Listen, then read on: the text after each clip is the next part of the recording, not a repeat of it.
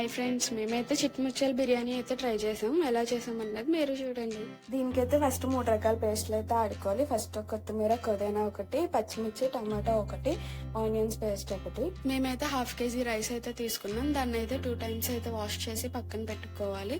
Next కొంచెం నెయ్యి, కొంచెం నూనె వేసుకొని మసాలా సామాన్లు అయితే వేపుకోవాలి. ఒక 5-6 మిరియాలు అయితే దంచుకొని వేపుకోవాలి. తర్వాత ఉల్లిపాయలు మనం ఆడించుకున్న పేస్ట్, ఉల్లిపాయ పేస్ట్ కూడా వేసుకొని బాగా వేయించుకొని అల్లం ఎల్లిపాయ పేస్ట్ కూడా వేసుకోవాలి. టమాటా, పచ్చిమిరకాయల పేస్ట్ అయితే వేసుకోవాలి. ఉప్పు, పసుపు, కారం, బిర్యానీ మసాలా కూడా వేసుకొని ఫ్రై చేసుకొని పెరుగు అయితే వేసుకోవాలి. చికెన్ వేసుకొని బాగా ఫ్రై అయితే చేసుకొని తర్వాత మనం కొత్తిమీర, పుదీనా పేస్ట్ అయితే వేసుకోవాలి. తర్వాత అది కూడా బాగా ఫ్రై అయిన తర్వాత రైస్ కి తగ్గట్టు వాటర్ వేసుకొని కాసేపు అయిన తర్వాత ఇలాగైతే కుక్ అవుతుంది. తర్వాత మనం కొత్తిమీర వేసుకొని ఫైనల్ గా ఉడికించేసుకుంటే మన చిట్టుముచ్చాల బిర్యానీ రెడీ.